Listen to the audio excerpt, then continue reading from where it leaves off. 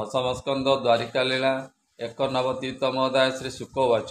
ଶୁକ ବୋଲନ୍ତି ତୋଷ ମନେ ଦ୍ୱାରକାପୁରେ ଏକ ଦିନେ, ରାମ ଗୋବିନ୍ଦ ବେନି ଭାଇ ପିତା ଜନନୀ ପାଶେ ଯାଇ, ପ୍ରଣାମ କଲେ ବେନି ପାଦେ ଶୋକ ରସ ଗଦ ଗଦେ, ଆନନ୍ଦ ବସୁଦେବ ହୋଇ ବୋଲନ୍ତି ରାମକୃଷ୍ଣ ଚାହିଁ, ମୁନି ଜନକ ବାକ୍ୟ ଶୁଣି କୃଷ୍ଣ ମହିମା ପରିମାଣେ, ବୋଲନ୍ତି ଶଙ୍କିତ ବଚନେ କୃଷ୍ଣ ମହିମା ଭାବି ମନେ, ହେ କୃଷ୍ଣ କୃଷ୍ଣ ଭଗବାନ ଶଙ୍କର ଶଣ ସନାତନ, ନିଶ୍ଚୟ ଜାଣିଲି ଆଜ ମୁଇଁ ସୃଷ୍ଟି କାରଣ ତୁମ୍ଭେ ଦୁଇ, ବ୍ରହ୍ମ ବିକାରେ ତୁ ପ୍ରକାଶ ତୁମ୍ଭେ ଯେ ପ୍ରଧାନ ପୁରୁଷ, ଯହିଁ ଯେ ମତେ ଯହୁଁ ଜାତ ଯେହବା ଯାହାର ନିର୍ମିତ, ଯେହବା ଯହିଁ ଯଥା ଲାଭେ ଏହାର ପ୍ରୟୋଜନ ଭାବେ, ସମ୍ଭୂତ ହୋଇ ଏ ସଂସାରେ ପ୍ରତ୍ୟକ୍ଷ ପ୍ରଧାନ ଈଶ୍ୱରେ, ବର ସୃଷ୍ଟି ଏ ଜଗତ ସ୍ଥାବର ଆଦି ନାନାମତ, ଏହାଙ୍କ ଦେହେ ତୁମ୍ଭେ ପଶି ପ୍ରାଣୀ ଜୀବନକୁ ଆଶ୍ୱାସୀ, ପ୍ରାଣାଦିତ ଅଂଶ ପୁରୁଷେ ସୃଷ୍ଟି କରନ୍ତି ଯେ ବିଶ୍ୱାସେ, ତାହାଙ୍କ ଶକ୍ତି ତୁମ୍ଭେ ଧରି ଅଚେତ ଚେତ ଯେହୁ କରି, ବ୍ରହ୍ମାର ତେଜ ଅତି ପ୍ରଭା ଆବର ବଳ ନାନା ଶୋଭା,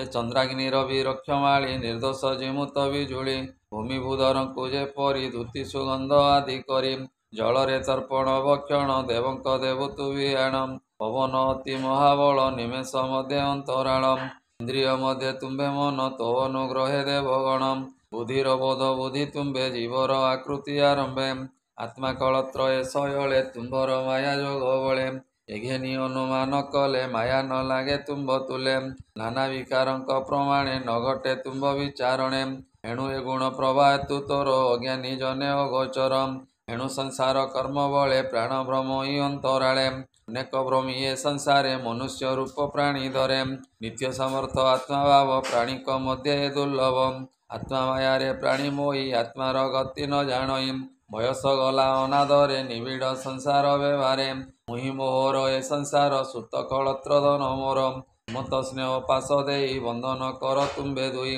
ପ୍ରଧାନ ପୁରୁଷ ଈଶ୍ୱର ତୁମ୍ଭେ ଯେ ମୋହର କୁମର, ଭୂମିର ଭାରା ନିବାରଣେ ମୋହର କୂଳ ନିସ୍ତାରଣେ, ଏଣୁ ମୋହର ନୁହ ସୁତ ଏ ମାୟା ତୁମ୍ଭର ନିର୍ମିତ, ସାର ସଙ୍କଟ ନିସ୍ତାର ତୁମ୍ଭର ଅଭୟ ପୋୟର, ଆରତ ଜନ ବନ୍ଧୁ ତୁମେ ଏ ମାୟା ସଂସାର ଆରମ୍ଭେ, ଏ ତୋରେ ଲାଳସା ମୋର ଥାଉ ଏମତ ଆଜ୍ଞା ମତେ ହେଉ, ନିରାକାର ନିରଞ୍ଜନ ପରମ ବ୍ରହ୍ମ ଭଗବାନ, ଘୋର ବିଷୟ ପୁତ୍ର ବୁଦ୍ଧି ଭୁନାଥ ପକାଏ ଆଛେଦି, କଂସ ରାଜାର ବନ୍ଦୀ ଘରେ ରଜନୀ ଦ୍ୱିତୀୟ ପ୍ରହରେ, ତୋହର ଜନ୍ମ କାଳେ ମତେ ଯାହା କହିଲୁ ଦୟା ଚିତେ, ବୋଲୁ ଯେ ଜନ ଅନୁରାଗେ ମୋହର ଜନ୍ମ ତୁମ୍ଭ ଗର୍ଭେ, ଏଣୁ ତୁ ଧର୍ମ ରକ୍ଷା ଅର୍ଥେ ଶରୀର ବହୁ ନାନା ମତେ, ଗଗନେ ଯେନେ ମେଘପନ୍ତି ଉଭାରି ପୁଣିଲି ନଅନ୍ତି, ମତ ତ ମାୟା ବିଭୂତି କେ ଜାଣି ପାରଇ ଶ୍ରୀପତି, କହନ୍ତି ଶୁକ ମହାମୁନି ପିତା ବଚନ କୃଷ୍ଣ ଶୁଣି, ଶ୍ୱାସେ ଯୋଡ଼ିବେନି କର କୋମଳ ବଚନ ମଧୁର, ଶ୍ରୀ ଭଗବାନ ବାଚନ।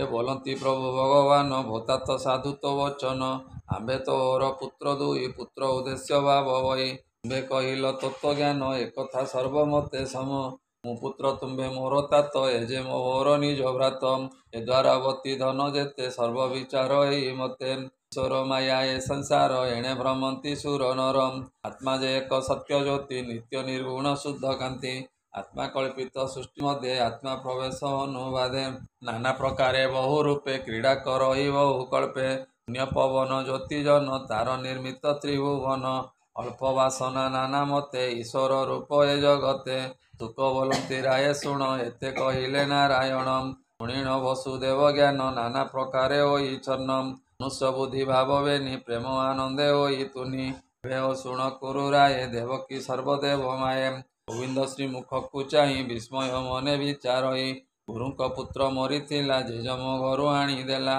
ଏ କୃଷ୍ଣ ବାଦେ ମୋର ପୁଏ କଂସ କଚାଡ଼ିଲା ନିର୍ଦୟେ, ମରି ପୁତ୍ର କଷ୍ଟ ମନେ କାନ୍ଦଇ ଅତି ଦୁଃଖ ମନେ, ପୁଣି କ୍ଷଣକେ ତୁନି ହୋଇ ବୋଲଇ କୃଷ୍ଣ ମୁଖ ଚାହିଁ, ଶୁଣ ଏ କୃଷ୍ଣ ହଳଧର ମହାମହିମା ଯୋଗେଶ୍ୱର, ମୁହିଁ ଜାଣଇ ତୁମ୍ଭ ଗତି ସଂସାରେ ଯେତେ ପ୍ରଜାପତି, ତୁମ୍ଭେ ଯେ ତାହାଙ୍କ ଈଶ୍ୱର ଆଦି ପୁରୁଷ ନିରାକାର, ଏ ଭୂମି ତଳେ ରାଜା ଯେତେ ବିନାଶ ହେଲେ କାଳଗ୍ରସ୍ତେ, ତାହାଙ୍କ ପାଦ ଭରେ ମୋହି ତୋତେ ନମିଲା ଭାବଗ୍ରାହୀ, ତେଣୁ ମୋ ଗର୍ଭେ ତୁମ୍ଭ ଜାତ ମାୟାରେ ମୋହିବେନି ଭ୍ରାତ, ଏ ଯାହାର ଅଂଶାସରେ ଭାବେ ଏ ବିଶ୍ୱ ସଂସାର ବେହ ସ୍ୱଭାବେ, ସୃଷ୍ଟି ପାଳନ ଲୟ ହୁଅନ୍ତି ଏଘେନି ତୁମ୍ଭେ ମୋର ଗତି, ବିଦ୍ୟା ପଠନ କାଳେ ପୁଣି ଗୁରୁଙ୍କ ମଲା ପୁତ୍ର ଆଣି, ଗୁରୁ ଦକ୍ଷିଣା ଦେଇଅଛ ଏକଥା ଲୋକରେ ପ୍ରତ୍ୟକ୍ଷ, ଏଣୁ ମୋହର ବାକ୍ୟ କର ତୁମ୍ଭେ ଯେ ଭୁବନ ଈଶ୍ୱର। ଅସମାଇଲା ଯେତେ ପୁତ୍ର ତୁମ୍ଭର ଜ୍ୟେଷ୍ଠ ଷଡ଼ ଭ୍ରାତ। ତାହାଙ୍କୁ ଲୋଚନେ ମୁଁ ଦେଖି ଆତ୍ମାକୁ କରାଇବି ସୁଖୀ। କହନ୍ତି ଶୁକ ମହାମୁନି ହେମନ୍ତ ମାତା ବାକ୍ୟ ଶୁଣି। ରାମ ଗୋବିନ୍ଦ ସଙ୍ଗ ମେଳେ ବିଷମ ଯୋଗ ମାୟା ବଳେ। ତଳେ ପଶିବେନି ଭାଇ ମିଳିଲେ ବଳି ଦ୍ୱାରେ ଯାଇ। ଅସୁରେଶ୍ୱର ନୃପମଣି କୃଷ୍ଣ ଆଗମ କଥା ଶୁଣି। ନିପେ ମିଳିଲା ତକ୍ଷଣେ ନମିଲା କୃଷ୍ଣର ଚରଣେ। ଏ ପୁତ୍ର ପୌତ୍ର ସଙ୍ଗେ ଘେନି ନମିଲା କୃଷ୍ଣ ପାଦ ବେନି। ଅଣାଇ ସୁବର୍ଣ୍ଣ ଆସନ କୃଷ୍ଣେ ବସାଇ ତୋଷ ମନ।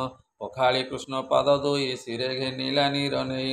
ଯେ ନିତ୍ୟ ବ୍ରହ୍ମ ଲୋକ ଆଦି ପରମ ପବିତ୍ର ପ୍ରସିଦ୍ଧି। ଚକ୍ଷୁ ଆନନ୍ଦ ଜଳେ ପୁରେ ରୋମୋହ ରସ କଳେ ବରେ। କର ନିବେଶୀ କୃଷ୍ଣ ପାଦ ବୋଲୋଇ ଶୋକ ଗଦ ଗଦେ।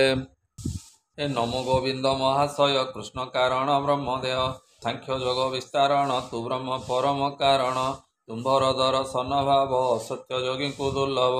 ଆମ୍ଭେ ସ୍ୱଭାବେ ଭକ୍ତଜନ ତେଣୁ ପାଇଲୁ ଦର୍ଶନ। ଦେବଦାନବ ଯେ ଗନ୍ଧର୍ବ ସିଦ୍ଧ ଚାରଣ ମୋହରଗ। ଯକ୍ଷ ପିଶାଚ ଆଦି ଯେତେ ଭୂତ ପ୍ରେତାଦି ନାନା ମତେ। ଚୁଦ ସତ୍ୟ ସତ୍ୟ ଭାବ ତୋ ମାର୍ଗେ କରନ୍ତି ଯେ ଜୀବ। ତୁ ଶାସ୍ତ୍ର ଶରୀର ଅନନ୍ତ ଏଣୁ ଲଭନ୍ତି ଜ୍ଞାନ ତୋତ। ଏ କୁମାର୍ଗୀ ଜନ୍ତୁ ଯେତେ ସେ ତୋତେ ଲଭିବେ କେମତେ। ଆଦି ତୋର ଚରଣେ ଯେବେ ଭଜନ୍ତି ମିତ୍ରପଣେ। ଲଭନ୍ତି ତୋର ପଦ୍ମପାଦ ତାହାଙ୍କୁ ନାହିଁ ଶାସ୍ତ୍ରବାଦ। ଯେହ ବା ଶତ୍ରୁପଣେ ଥାନ୍ତି ତୋ ପାଦ କମଳେ ସେବନ୍ତି। ବନ୍ଧୁ ବୈରୀ ଭାବେ ଚିନ୍ତି ଭୁନାଥ ତେବେ ସେ ଲଭନ୍ତି। ଭକତ ଭାବେ ଯେ ଭଜନ୍ତି ଯେହ ବା କୁମାର୍ଗେ ଚିନ୍ତନ୍ତି। ତୋତେ ନିକଟେ ଲଭନ୍ତି ନରକେ ନାହିଁ ତାଙ୍କ ଭ୍ରାତି। ସତ୍ୟ ସୁମୁଖ ଦେବଗଣେ ତୋର ନିକଟେ ଅନୁକ୍ଷଣେ। ତୋହର ମାୟା ବଳେ ଭାବି ନିଜ ମହିମା ଅନୁଭବୀ। ଏଣୁ ନ ପାନ୍ତି ତୋର ଭାବ ତୁ ନାଥ ଦେବଙ୍କ ଦୁର୍ଲଭ। ନିଶ୍ଚୟ କରି ତୋ ଶରୀର କେ ଜାଣି ପାରେ ଯୋଗେଶ୍ୱର। ତୋର ମହିମା ଯୋଗ ମାୟା ଆମ୍ଭେ ଜାଣିବୁ କାହିଁ ୟା। ଓ ନାଥ ଶୁଣ ନିରଞ୍ଜନ ତୁ ମୋତେ ହୋଇଲୁ ପ୍ରସନ୍ନ। ଏ ଗୃହାନ୍ଧ କୂପେ ଥାଇ ନୀତି ତୋ ପାଦ ପଦ୍ମେ ଯେହୁ ଚିନ୍ତି। ତୋ ପାଦ ପଦ୍ମ ଲଭିବାରେ ସନ୍ତୋତେ ଯେବା ଆଶା କରେ। କେ ମୁଁ ଘେନି ସଖାଗଣ ସେବିବି ତୋହର ଚରଣ। ଏ ତୋର ଆଗମ ମୋତେ କହ ନିଷ୍କାପ କର ମୋର ଦେହ। ଯାହାର ଆଜ୍ଞା ଘେନି ଶିରେ ଘୋର ସଂସାରୁ ପ୍ରାଣୀ ତରେ। ଏ ଭଳି ବଚନେ ଦାମୋଦର କୋମଳ ବ୍ୟବହାର ଉତ୍ତର। ବୋଲନ୍ତି ଶୁଣ ନୃପମଣି ପ୍ରଥମ କଳ୍ପାନ୍ତର ବାଣୀ। ସପୁତ୍ର କଂସ ବନ୍ଦୀ ଘରେ ଜନ୍ମିଲେ ଦେବକୀ ଉଦରେ। ସ୍ୱଭାବେ ଦୁଷ୍ଟ ଭାବ ଘେନି ନିର୍ଭୟେ ଭୁଞ୍ଜନ୍ତି ରଜନୀ। କେବଳ ନାମେ ବ୍ରହ୍ମ ଋଷି ତାହାଙ୍କ ତପୋବନେ ପଶି। ଦୁହିତା ଦେଖି ଗୃହ ମଧ୍ୟ ଧାଇଁଲେ ମୈଥୁନ ସାଧେ। କି କୁପିତ ମୁନିବର ବୋଇଲେ ଶୁଣ ଷଡ଼ବୀର। ଅସୁର ଜନି ତୁମ୍ଭେ ପାଅ ଜନ୍ମି ଆୟୁଷ କ୍ଷୟ ହୁଅ। ନୁଟିଏ ପାପ ଶରୀରେ ହିରଣ୍ୟ କଶିପୁ ମନ୍ଦିରେ। ଜନ୍ମିଲେ ଯୋଗ ମାୟା ଡରେ ପୁଣି ଦେବକୀର ଉଦରେ। ତାହାଙ୍କୁ ଜାତ ମାତ୍ର କରି କଂସ ମାଇଲା ରୋଷ ଭରି। ଏବେ ଦେବକୀ ତା ସୁମରି କାନ୍ଦଇ ପୁତ୍ର ଶୋକେ ଘାରି। ତାହାଙ୍କୁ ତୋର ପୁରୁ ନେଇ ମାତା ନିକଟେ ଦେବି ମୁଇଁ। ଜନନୀ ହୋଇବ ଆନନ୍ଦ ତାହାର ଫିଟୁବ ବନ୍ଧ। ବୋଲନ୍ତି ପ୍ରଭୁ ନାରାୟଣ ଏ ଷଡ଼ ଭ୍ରାତା ନାମ ଶୁଣ। ମୋର ଉଦ୍ଗୀତ ପରସଙ୍ଗ ଗୁଣି କ୍ଷୁଦ୍ର ଜନ ପତଙ୍ଗ। ମୋର ପ୍ରସାଦେ ଷଡ଼ ଜଣ ପୁଣି ଲଭିବେ ମୋକ୍ଷ ସ୍ଥାନ। ମତେ କୃଷ୍ଣ ମୁଖୁ ଶୁଣି ବଳି ତାହାଙ୍କୁ ଦେଲା ଆଣି।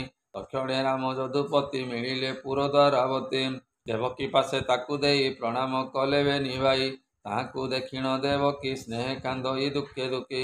କ୍ଷୀରସ୍ରବଇ ପୟୋଦରେ କୋଳେ ବସାଇ ସ୍ନେହ ଭରେ। କୃଷ୍ଣର ମାୟାରେ ମୋହିତ ଶୁଣ ରାଜନ ପରୀକ୍ଷିତ। ତୁମରି ଯଶ ସେ କୃଷ୍ଣର ଭାବେ ବଜିଲେ ଷଡ଼ବୀର।